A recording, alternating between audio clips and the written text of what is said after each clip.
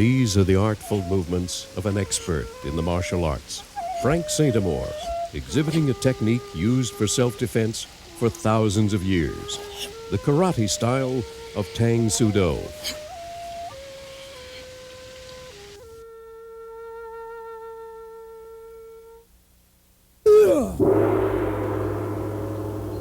Where balance and skill, secret knowledge of physical leverage, and the element of surprise can stifle opponents before an aggressor's attack begins.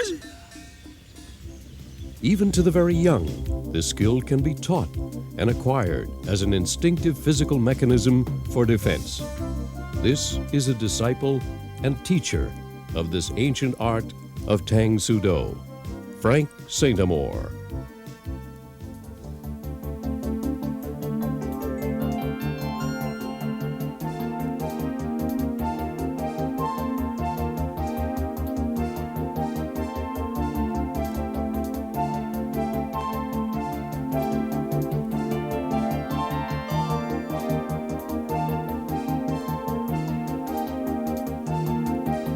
This was a happy ending for this family's missing child.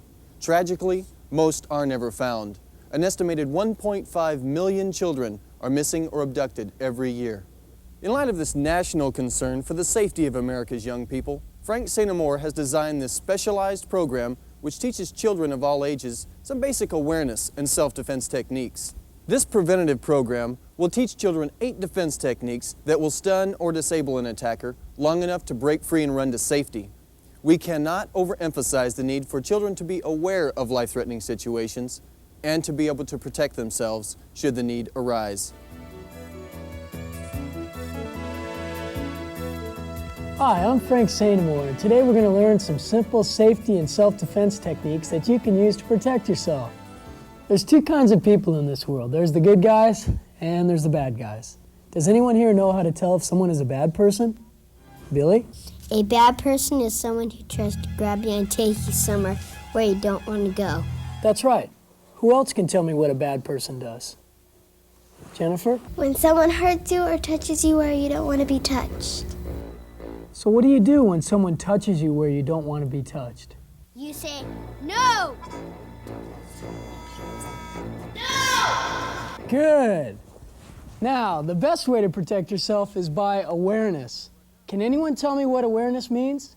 It means being careful and being alert and making sure a stranger's not watching you or following you. Good. Awareness means being careful. How can you be extra careful when you go to school, to a movie, or outside to play? How can you be extra careful anytime you leave your home? You can start by listening to your parents and teachers when they tell you where to go and what time to be home. That's right. Listen to your parents and your teachers. What else? Don't talk to strangers or get a ride home from one. And don't accept gifts from strangers. Okay, remember, don't talk to strangers, don't ever accept a gift from a stranger, and don't ever take a ride in a car with a stranger.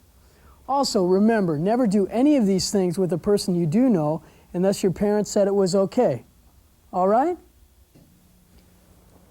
How many of you walk home from school? When you walk home from school, try to walk home with a friend. You do not want to walk home alone unless you have to. Also, try not to take any shortcuts home that are through the park or through fields, where no one could help you if someone tried to hurt you. Something I want you all to remember is when you walk down a sidewalk, always walk down the middle of a sidewalk. Try to stay away from alleys and doorways because someone could be hiding and grab you when you walk by. Can anyone think of anything else you should do when you're walking along a street? You should walk on the side of the sidewalk where the cars are facing you. That way a car can never pull up behind you where someone could grab you and pull you in. Good. Don't take unsafe shortcuts and always walk on the middle of the sidewalk on the side that faces traffic.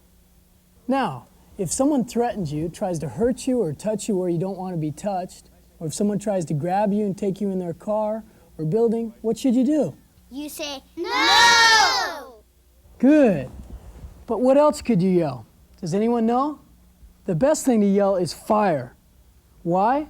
Well, sometimes people are afraid to come out when they hear you yell, help. So you yell fire instead. Let's hear everyone yell, fire! Fire! All right, the last thing I want you to remember is if anyone tries to grab you or hurt you, do not be afraid to make as much noise as you can. Yell no and fire. Also, break a window if you have to. Do anything you can to try to let people know that you're in trouble and need help. Everyone got that?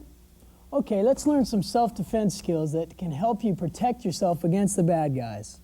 For those viewing this video, please push the pause button on the VCR after each of the 8 techniques so you can practice these skills yourself. The first technique is the wrist release.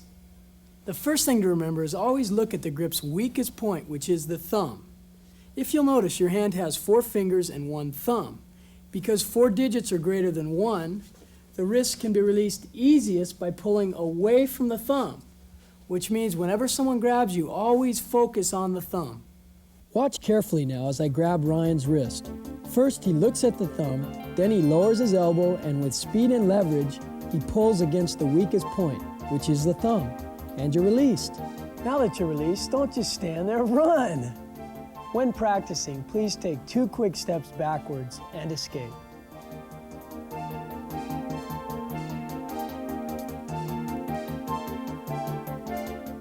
The second technique is the wrist release and stomping kick. Same focus and release technique you've just learned, except now I want you to raise one leg so that the knee is equal to or higher than the waist. Then using the outside edge, concentrating on the back half of the foot, stomping on top of the attacker's foot. Now watch carefully as Ryan first releases his wrist, then with the knee raised, he uses a stomping kick with the outside edge of his foot to the top of the attacker's foot.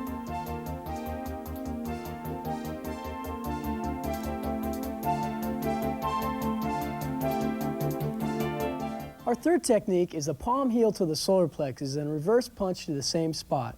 The solar plexus is a very sensitive area located just above the stomach and in between the rib cage. A quick strike to this area will stop just about anyone because it knocks the air out of you. Start the palm heel technique by stepping out into a front stance with your front knee bent, supporting 60% of your weight, the rear leg locked, supporting the other 40%, placed slightly off to one side. Now, extending your arm as you step into the front stance position, striking your attacker in the solar plexus with the heel of the palm, accompanied by a loud no. Then follow that technique with a reverse punch from your other hand that is tucked into what we call the chamber position. As you start the punch, your hand will be in the palm up position with a tight fist. Fingers curl under with the thumb wrapped around the index and middle finger. Then, twisting your fist as you punch into full extension, pulling the heel of the palm back into the chamber position, striking the solar plexus for the second time. Then follow with 2 quick steps and run. Now watch carefully as Ryan steps into the front stance, extending the heel of the palm into the solar plexus, which is followed by the reverse punch. Then with 2 quick steps, he escapes.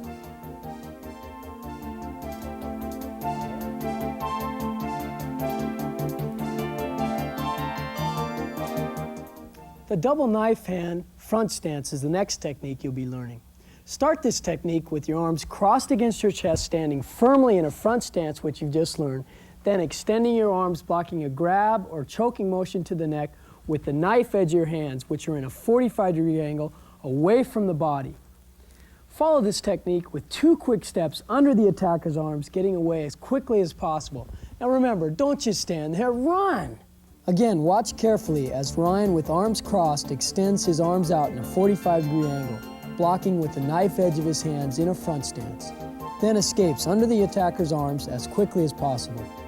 When practicing the double knife hand block, if your partner or parent is able to touch you as you go underneath the arms, you're moving too slow, so please, try again.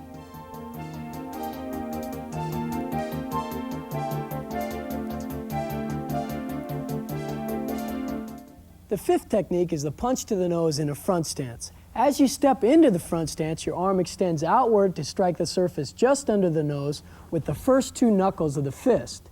Then follow this technique with 2 quick steps backwards, then run. Watch as Ryan steps into the front stance, his arms extend outward, striking under the nose with the first 2 knuckles of the fist, then runs.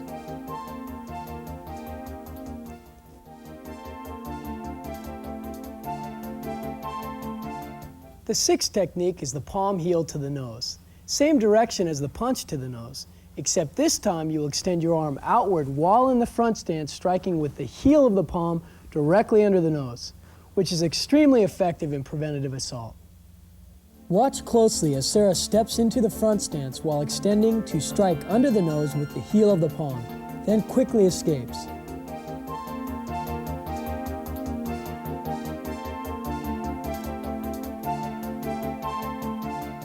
The last two techniques, 7 and 8, are for defending yourself when an attacker has already grabbed a hold of you, and are two of the most serious and devastating techniques of this self-defense program.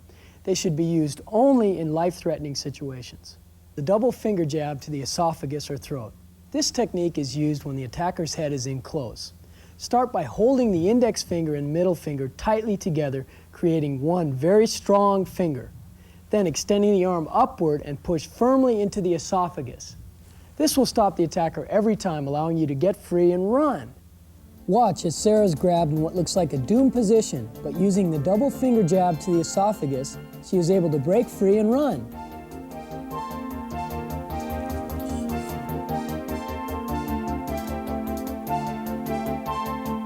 Technique number 8 is the knee to the groin. This is used after the attacker has grabbed you from the front position. As the attacker grabs you, try to grab a hold of his arms, his shirt, or any part of him for leverage. Then raise the knee rapidly so that you strike with the top of your knee into the attacker's groin area. Believe me, this will stop him every time, so you can break free and run. This last technique is extremely dangerous, so please, when practicing this move, raise the knee slowly and only halfway, so you don't injure your partner. Watch carefully now as Sarah demonstrates this technique.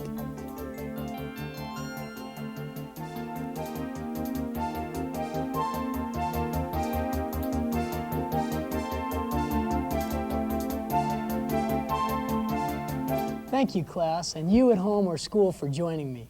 Practice these self-defense techniques at home step by step so that if the need arises, you'll be ready. Remember that even with years of training, most children won't be able to overpower an attacker. However, using these techniques will equip you with the skill and element of surprise so you will not be overpowered. The philosophy behind this program is self-defense and preventative assault. The karate roots of these techniques have been used for thousands of years and taken step by step are simple but very effective. Just remember, you can do it.